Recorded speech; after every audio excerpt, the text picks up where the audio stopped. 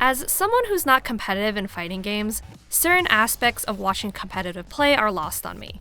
I don't really know much about strategies, what characters are viable, and which stages are banned.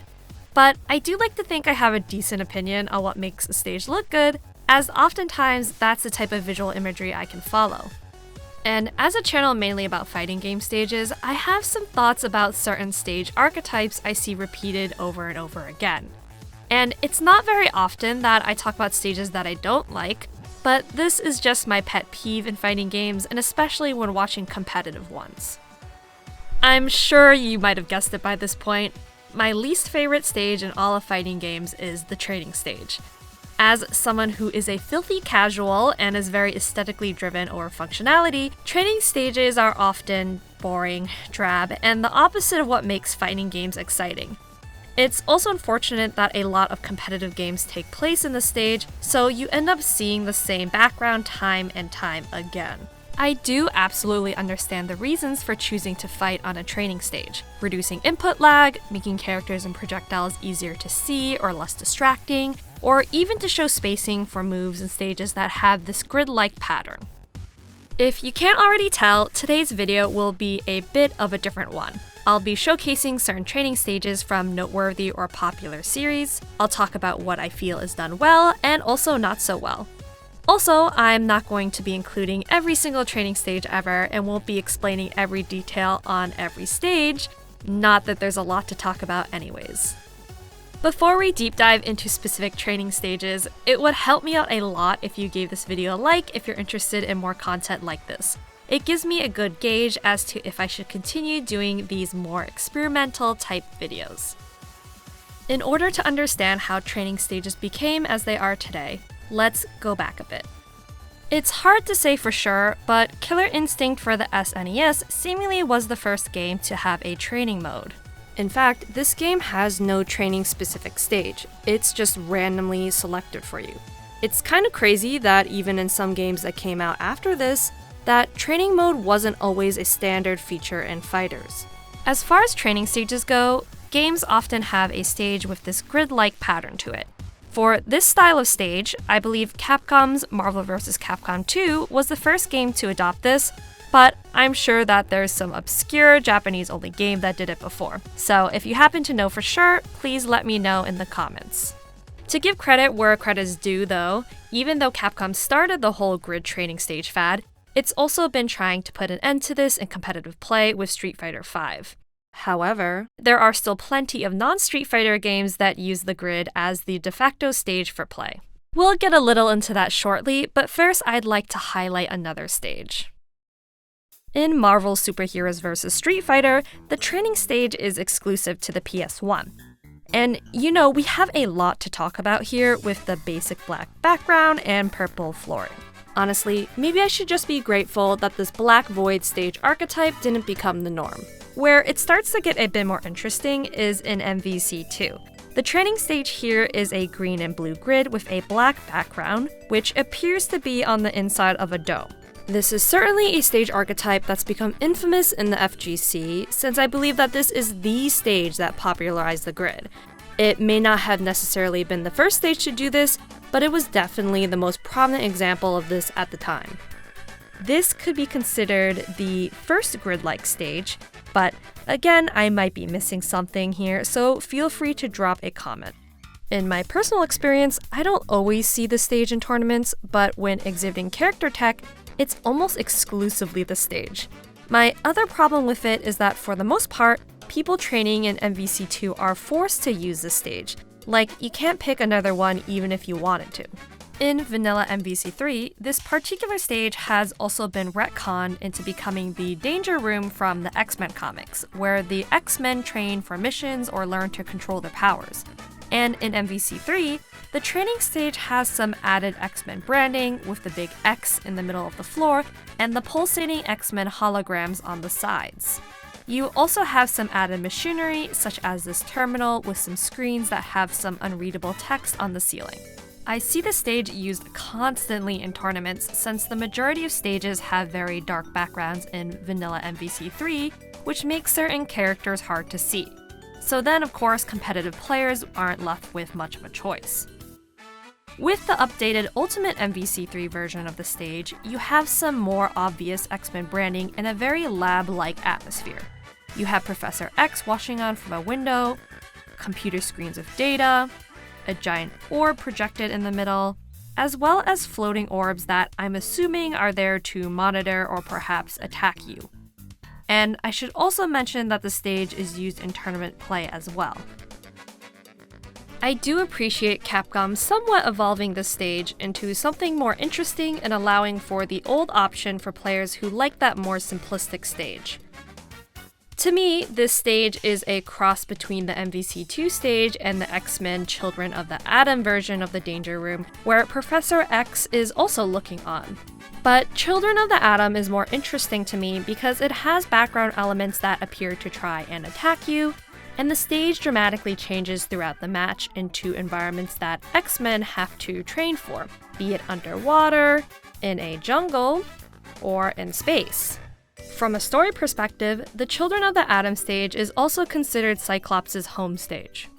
Thankfully, in both Vanilla and Ultimate MVC3, you're not forced to use the stage in training mode, only in mission mode.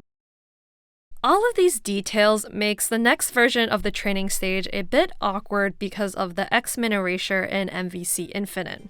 All of the X-Men branding is removed, and you're really just left with a generic-looking training room. If I wanted to be generous, I could say that it's an Avengers training room.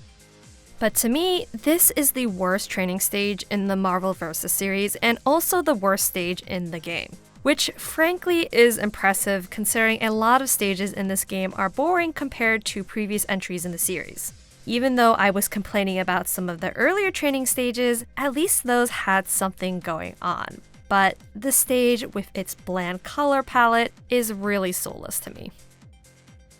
Alright, so now let's talk about a training stage that I think is slightly better and I know people do love, which is the Capcom vs. SNK 2 training stage. Again, this is just a grid, but all blue with some displaced cubes. The actual location of the stage is in Osaka according to the game itself. Personally, I think the stage would have been a little bit more dynamic and I would have liked it better if the cubes were moving around or something along those lines. In fact, it's weirder to me that the cubes don't move at all since it looks like these are 3D assets. In fact, the majority of stages in this game use 3D models for animation, so I'm not really sure why this particular stage doesn't. I will say though that the song is very good and it definitely suits this stage. It's got this very funky underlying beat, and that electronic beeping layered on top with the synth kicking in at around the 30-second mark is pretty addicting. Sticking with the Capcom theme we've got going on, Street Fighter 4 has a training stage with the infamous design that most of you are familiar with, the grid. Whereas in Street Fighter 5, it's officially called the grid. The grid is in all versions of Street Fighter 4, and I appreciate how it clearly shows where center stage is and a geometric design which helps with spacing. Unfortunately though, this is another case where you're stuck with the training stage if you're in training mode, regardless of the version you're playing, which is honestly a shame because there are so many incredible stages in this game. In addition to Street Fighter 4, this stage also makes an appearance in Project Cross Zone for the 3DS. It also returns in Street Fighter 5 and is pretty much unchanged from before. There's even an alternative version where it's darker. Neat. You also have a bit of a connection to the lore, since in Alex's story mode, this is where he's kidnapped, tested on by Shadaloo, and forced to fight holograms of other fighters. As mentioned earlier, from a competitive perspective, it seemed like Capcom wanted to phase out the grid in tournament play since, at one point, it was outright banned from the Capcom Pro Tour. People theorized that it was because there was an advantage to picking it, since you can clearly see the spacing of moves with the grid pattern. But personally, I think it's because Capcom thought it looked boring to see all the time. Of course, they want casual onlookers to watch this footage and make the tourney seem as exciting as possible. The evidence for my little theory is based on the Capcom Pro Tour 2020, where they allowed the stage back into pools but banned it from the top 16. And since the top 16 are what most people are gonna see when they watch the tourney, of course they didn't want a bland stage to be the main showcase of their game. Hence why they'd mostly end the tourneys with different CPT ring stages, which are far more exciting to watch. Plus, these stages could display ads. Finally, rounding out the Street Fighter games, this stage is also in Street Fighter 6 minus the red markings / squares. So not quite Minesweeper anymore, but somehow with even less detail than before. It'll be interesting to see if Capcom will bring back these tournament-style stages to Street Fighter 6, but only time will tell. One thing that we do know, however, is that this game has unique walkouts before fights. In the Street Fighter 6 training room stages walkout, since there aren't any unique elements to work with, the developers placed a bunch of punching bags and weights, which shows that this is a gym of sorts. Really quickly, some other crossover games we see the grid in is in Tatsunoko vs. Capcom Ultimate All-Stars, but this version has a more damaged look with the graffiti logo of the game in the background, as well as markings with how high the stage goes up in feet. This is a slightly improved version of the grid, and honestly, I'm just surprised that more Capcom grid stages don't have the logo dead center. You also have Capcom Fighting Evolution or Fighting Jam, which is reminiscent of the Capcom vs. SNK 2 stage. It's a bunch of cubes in this chest-like pattern and some gray and white cubes just floating around. With this stage, I like how it has this illusion of being 3D by adding contouring and playing with the colors, so it looks like light is coming from the center of the stage and then gets darker as you go further up the screen. Street Fighter Cross Tekken has one of the more egregious training stages, where it has the exact same design as the grid in Street Fighter 4, but a terrible color palette. It has some interesting, almost mechanical-like textures, which I think is meant to imply that the stage is inside Pandora's box, which is a plot device used in the game. I appreciate the developers doing something a little bit different here, but the color palette just isn't doing it for me. The blue comes off as very drab, and the lack of contrast in the grid lines and the lack of contrast between the stage and the floor is uninspiring. As bad as I think the stage is, though, it could have been a lot worse. According to the Street Fighter Cross Tekken art book, the developers considered using an aggressive purple and dark green theming, but thankfully eventually settled on icy blue instead. I will say though that one thing I do like about the stage is the song. It has that very EDM vibe while still being very energetic, and I could definitely get behind it. Tekken thankfully doesn't run into bad training stages often, since traditional training stages are only in Tekken 5 and Tekken 6 for the PSP, as well as the 3DS exclusive Tekken game, Tekken 3D Prime Edition. And in this training mode, the player can thankfully select either a walled or wall-less version. A minor gripe that I've mentioned before is that when I was young and playing the hell out of Tekken 5 Dark Resurrection on the PSP, I wasn't able to select anything other than the training stage. It was so frustrating to me because there were just so many cool remix stages from the PS2 version that I wanted to explore without either a time limit or the CPU beating up on me, but no luck there. Also, one main difference between these training stages is that Tekken 5 has the blue color scheme, whereas Tekken 6 has a drab green color, which in my opinion isn't very appealing and is a slight downgrade. So far I've talked about official Tekken training stages, but if you wanted to, you could argue that other Tekken games also have training stages, which I'll discuss shortly. However, I'd consider these types of stages more to be stages that you could train on, but that's not their only purpose, if that makes any sense. For example, Tech Tournament 2 has a stage called Strategic Space, but it has a lot more going on than most training stages and can be selected in standard play. You have elements of wall breaking and floor breaking. The stage has some character with the camera monitoring you, and the space looks kind of grungy with the dirt and the AC units. Unlike the previously discussed training stages, this one seems a bit more realistic, a little bit used, and isn't just some cubes in the void. It even has metal shutters covering what I'm assuming to be windows so that the subject can be monitored safely. If we consider Strategic Space to be a training stage, it's definitely not my favorite, but it's better than most. In addition, the 3DS Tekken game, Tekken 3D Prime, also had a forced training stage that takes after this version but with a blue coloring. It is also, unfortunately, either just a boxed-in version or a wall-less version. To select the stage, you have to choose Special Stage 1 by hitting R1 on the PS3 version. Kind of odd, but I suppose since this game only had 2 special stages, this one couldn't be added in the existing stage select screen UI, and so was left as a button prompt. Tekken 7 also has a lot of stages that could be considered training stages but are selectable in standard play. The geometric plane has these spears scattered all around the stage. It also has a destructible environment, so when your character hits the floor, the pink flooring is exposed and you can also break the wall to a similar effect. However, when you do a certain amount of damage to the stage, the floor and wall will stop showing increased damage and distress, probably since further damage would slow down the game. I also think that 7 might have had these more kinds of minimalistic stages because of its limited budget. If we consider Geometric Plane as a grid-like stage, I would consider it to be the best one so far since I really do like the cubes moving and reforming in the background. Also, the song is absolutely baller. It's got that classic Tekken EDM feel with the synth and this really strong beat that slowly gets louder and louder throughout the song.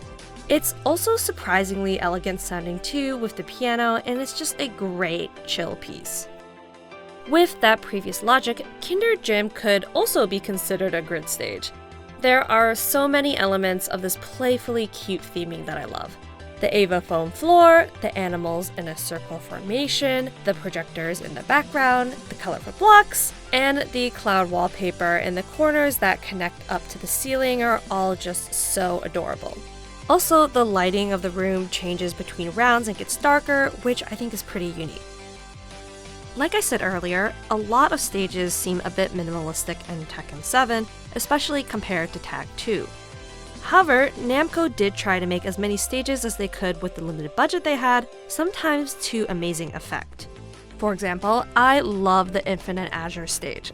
Again, it could be considered a Wallace training stage since there's not many distractions. But even though it's not an overly designed stage, it's super gorgeous and reminds me a lot of a Windows desktop background. Also, the music slaps. I know these songs are pretty popular, so I won't spend too much time explaining them, but the daytime song, called Moonsiders First, is this really chill but upbeat piano and synth piece with great percussion. And it's also in Smash Bros. Ultimate. The nighttime version is called Siren's Call and has these quieter periods with vocals interspersed within the EDM track. And on the topic of the nighttime version of the Infinite Azure, this is actually the only stage you can view in VR mode. My theory as to why this is that it might be the least resource-heavy stage on the PS4. So another point to my personal theory that the Infinite Azure isn't supposed to be a training stage, though it can definitely be used as one. And to that point, you see these 2 stages a lot in tournament play. Overall, I have to say that I really appreciate how the Infinite Azure stages really nail down that balance, where the training stages are not only aesthetically pleasing, but also functional for competitive play. I think they're really great examples of how to make a background minimalistic without doing the same grid over and over again. So, moving quickly through some other series, on the opposite end of the spectrum of good training stages, we have an uninspired Wallace one with Soul Calibur 6. Thankfully though, this stage is only selectable in training mode, and also you aren't forced to pick the stage in training mode. Appearance-wise, the stage has this magic green dust floating around that is reminiscent of a firefly's glow. Also, shockingly, this is the only endless stage in the whole game. Dead or Alive has a similar Wallace-style training stage, but also thankfully not the only stage that can be selected in training mode. There's a tatami mat flooring in the DOA 4 and 5 training stages, which are largely the same. Tatami mat is used in traditional martial arts dojos throughout Japan as padding for the floor, though you see wood used a lot as well, especially in kendo. In addition, you have a blank training room in DOA 1 Ultimate with a blue background and some concrete flooring. DOA 6, on the other hand, has the old traditional grid called the Chamber of Potential. Leave it to DOA 6 to pull this kind of crap. Okay, so not the greatest stages here, but what about the music? The original song for DOA 1 is called Physical System. It's this very punk rock, almost tribal electronic song with the occasional siren flourishes from the guitar, which is not what I expected to hear on this stage. This song is then remixed in DOA 4 through 6 with more of a chill deep house or trance-like sound. Definitely a very standout song in the series to me, and one that I haven't gotten tired of hearing yet. Honestly, as a side note, it kind of bums me out that the training stages are the first ones I've ever talked about from Dead or Alive on this channel, and I promise I will do this series justice in the future. Switching gears yet again, Killer Instinct 2013 has a training mode stage forced on you, being the only selectable stage in training mode, while also not being selectable in standard play. It's not great, but one positive is that you can change the music in this mode to songs from Killer Cuts, the KI1 album, or change the backgrounds to ones from classic KI games. However, the default appearance is a grid with the KI logo dead center. Very surprised that the stage isn't selectable in local versus mode, but maybe developers wanted players to see all of their hard work showcased in some of the more bombastic stages instead, which I'm sure I will also cover in the future. Next up, it seems like SNK also can't escape the grid fad, with KOF 14 having that classic generic grid stage, but with some spicy King of Fighters branding. It's almost like they knew that you might confuse it with another series if there was no logo. And sadly, KOF 15 did not learn from its predecessor, and the grid in this game completely gets rid of the KOF branding from 14 and is so generic looking. I do not like this stage. And honestly, it really bummed me out when I saw the stage exclusively used for the EVO Finals in 2022 and 2023, since there were way more exciting stages that they could have picked to elevate the excitement of these matches. Though, I don't know, maybe there are no other stages that were suited for tournament play. Also an SNK game, you have Fighting EX Lair, which has a grid stage that somehow manages to not be functionally useful. Because you have this endless wall in the background leading into a black void, it obscures where the center stage is and therefore is less useful from a training and spacing perspective. I personally have a lot of experience with the stage when I was grinding for a particular trophy which required a certain amount of damage to be done to a CPU, and just being stuck here for a very long time with nothing to look at was terrible, but I did it for my meaningless internet trophy. The music is good though, so that at least made the experience marginally more bearable as I stared into the black abyss that is this stage. Okay, so we've covered a bunch of popular 2D and 3D fighters and how the developers tend to use the grid as the basis for their training stages, which is kind of a cop-out to do something more interesting in design and functionality. So you might think at this point that the grid only applies to 2D and 3D fighters, but I'm here to tell you that there's a surprising amount of representation from platform fighters as well. And we're gonna get a little bit messy with the order here from this point, but stick with me. In Brawl and Smash Bros. For the Wii U, you have a training stage in between online matches, but it wasn't until Ultimate where you could choose the stage directly in training mode, and it remains unselectable in versus mode. I actually like this training stage a lot, and I think it's done really well since it shows the trajectory of a character as they fly away using lines/arrows. You also have different stage types which are all in this single stage that you can experiment on. I also really like the numbers on the grid to better show distance and the length of the stage. This is a series that I think really nails down the functionality aspect of the training stage and does it really well. On the other hand, PlayStation All-Stars is god-awful because there are not one, not two, but 6 training stages. These stages are separated in a practice tab on the stage selection menu. They're mostly used in the tutorial, where each lesson takes place on a different stage you see for like 30 seconds. I guess that after all that work, the developers didn't want to waste assets on a tutorial people would skip, so they made them into these training stages instead. To quickly summarize, 3 of them are the same but with different colors and stage sizes, while another 3 have different platform placements. Unlike Smash though, PlayStation All-Stars training stages don't have the same useful features, and like Street Fighter X Tekken, they have a terrible color palette. Circling back around to 2D fighters, Mortal Kombat 9 was the first MK game to have a traditional training stage specifically meant for training only. This stage is weirdly called Challenge Tower. Maybe this name comes from the fact that the Test Your Might minigame takes place here. Appearance-wise, I love how the stage is meant to look like a dojo and doesn't look anything like a grid. And while the dojo is the default stage used in training mode, you have the option to use other stages as well. However, you're unable to pick the stage outside of training mode. There's a lot of stylized background elements with the MK gong in the middle, the lights streaming in from the window, the bells and flags hanging from the ceiling, as well as some cushions and candles just floating around. You can tell this dojo is a bit tattered with the flags and curtains on the windows. It's busier than what we saw with Tekken training stages, for example, but both have a lot of character. My assumption is that this stage takes place in the Outworld based on how sometimes Outworld can flip-flop from looking very medieval to very Asian-inspired, or even a fusion of the two. But this is just my pure speculation. The MK9 stage wouldn't be carried over into MKX. The developers instead decided to create a grid stage, but managed to jazz it up a bit by connecting it to the lore. This room is a Special Forces training room, and somewhere Sonya and Jax might use to practice. It has some further details that go way beyond the typical grid stage, such as the randomized hologram versions of other stages that can be practiced on. You can even use stage brutalities with these holograms, which is amazing.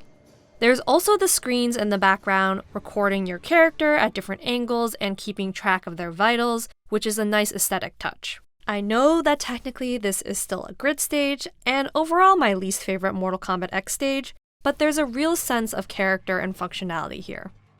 Alright, so at this point I've been hopping around a bit and starting to blur the lines of what is and isn't a training stage, but Mortal Kombat 11 takes that same hologram idea along with other stage environments from 11 and randomizes them in the tournament stage, which, in my opinion, is kind of a cross between a traditional training stage and a tournament stage.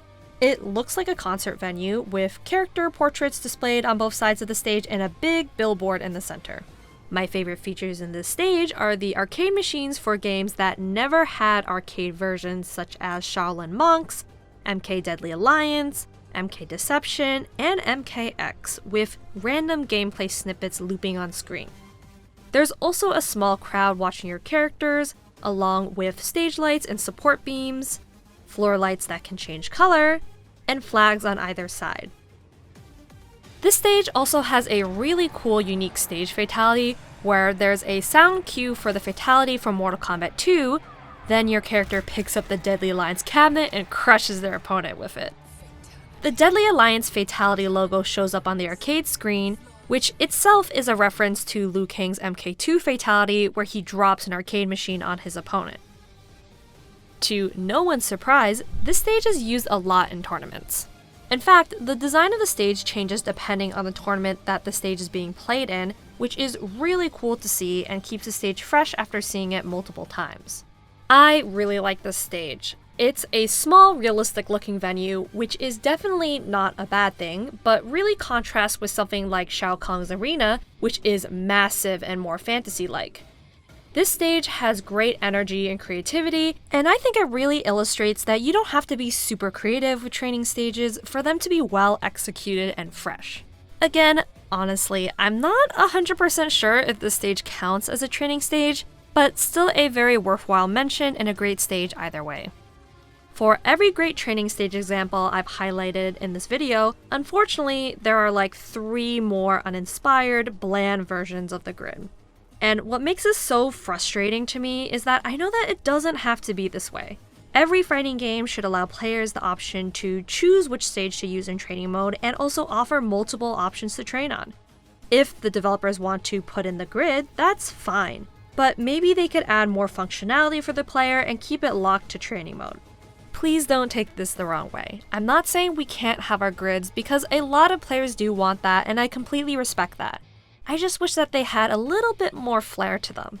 In a perfect world, I'd love it if players could fully customize these stages and change it to whatever color we like. Add in a logo for a YouTube channel, or add in objects like the dojo stage in Street Fighter V. I hope I was able to explain my thoughts through this video.